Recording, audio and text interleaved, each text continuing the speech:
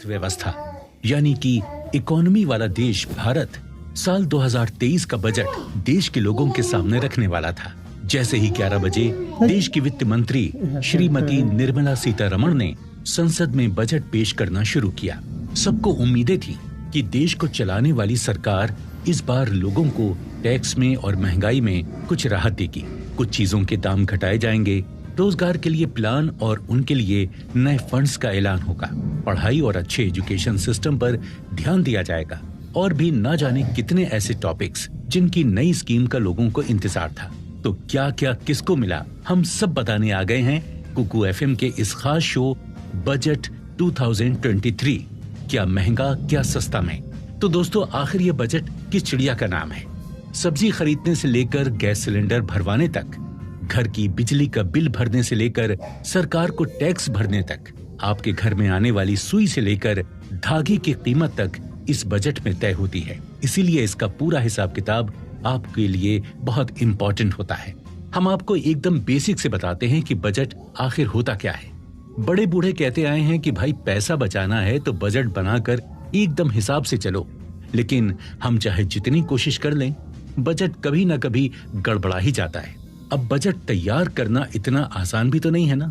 Budget शब्द का हम लोग खूब इस्तेमाल करते हैं, लेकिन क्या देश के बजट के बारे में हम अच्छी तरह से जानते हैं? क्या हम जानते हैं कि आखिर आम बजट की इम्पोर्टेंस क्या है और ये कैसे पेश किया जाता है? आने वाले साल के लिए कमाई और खर्चे की प्लानिंग को बजट कहा जाता है। देश के बजट में कई सारे सोर्सेज से आने वाले पैसे और तरह तरह के सेक्टर्स में होने वाले खर्चे की डिटेल प्लानिंग पेश की जाती है और इसके साथ ही ये भी तय होता है कि अगले साल सरकार टैक्स की दरें क्या रखेगी, कितनी किस चीज को महंगा करेगी और किस चीज में लोगों को राहत देगी, और भी ऐसी कई सारी चीजें जिनसे सरकार के खजाने में फर्क पड़ता है। देश का बजट संभालने के लिए पूरा फाइनेंस विभाग होता है जो कई महीनों की मेहनत, तमाम सर्वे, रिपोर्ट्स और सोच विचार के बाद बजट तैयार करता है। इतनी बड़ी तैयारी इसलिए करनी पड़ती है क्योंकि सरकार के पास कमाई के कई सारे सोर्सेस हैं और खर्चे के सैकड़ों रास्ते।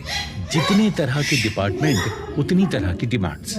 इस पूरी जद्दोजहद की जरूरत इसलिए पड़ती है ताकि देश की इकोनॉमी को पटरी पर रखा जा सके, क्योंकि अगर आमदनी और खर्च की कोई योजना नहीं होगी तो मुमकिन है कि खर्चे आमदनी के मुकाबले बहुत ज्यादा हो जाएं, और अगर ऐसा हुआ तो देश की इकोनॉमी ठप होने की कगार पर आ पहुंचेगी।